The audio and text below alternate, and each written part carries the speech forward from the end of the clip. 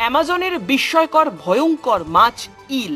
বিশ্বের প্রাণী জগৎ বৈচিত্র্যে ভরা, তার সবটা এখনো হয়তো মানুষের নজরেই আসেনি, কিন্তু যা যা এসেছে তাই বা কম কি।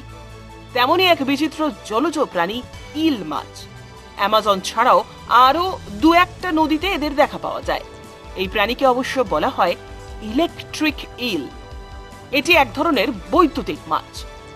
৬.৭ ফুট পর্যন্ত লম্বা এবং ২০ কিলোগ্রাম পর্যন্ত ওজনের হয়ে থাকে এই মাছ।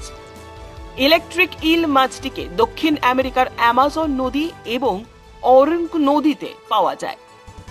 ইলেকট্রিক ইল মাছটি শরীর থেকে প্রচুর পরিমাণে বিদ্যুৎ উৎপন্ন করতে পারে বলে এর এরকম নামকরণ করা হয়েছে।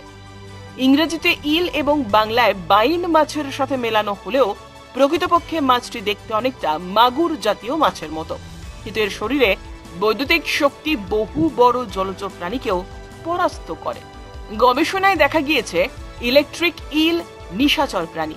এটি নদীর জলস্রোত, জলাশয় ও নিমজ্জিত জলজ এলাকার তলদেশে কর্দমাক্ত স্থানে থাকতে পছন্দ করে। গবেষকরা জানাচ্ছেন, কর্দমাক্ত জলে তারা ক্রমাগত 10 ভোল্ট পরিমাণ চার্জ প্রদান করে উভচর প্রাণী, মাছ এবং ধারে কাছের কোনো পাখিকে শনাক্ত করে।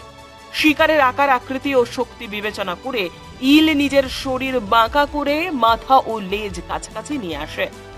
ইলের মাথা ধনাত্মক এবং লেজ ঋণাত্মক প্রান্তের কাজ করে, তাই অধিক পরিমাণ বিদ্যুৎ উৎপাদন করার উদ্দেশ্যে ইল এমনটি করে থাকে। এরপর ক্রমাগত ইলেকট্রিক শক দিতে থাকে। এতে শিকারের পেশি দ্রুত অবসন্ন হয়ে যায়। শিকারের দেহ নিস্তেজ হওয়ার পর দ্রুত তাকে গিলে ফেলে। একটি পূর্ণবয়স্ক বৈদ্যুতিক ইল মাত্র 2 মিলি সেকেন্ডে 600 ভোল্ট বিদ্যুৎ উৎপাদন করতে পারে, যা আমাদের বাড়িতে সংযুক্ত বৈদ্যুতিক ব্যবস্থায় প্রাপ্ত ভোল্টের চেয়ে কয়েক গুণ বেশি। ব্যুরো রিপোর্ট, উত্তরের প্রহরী।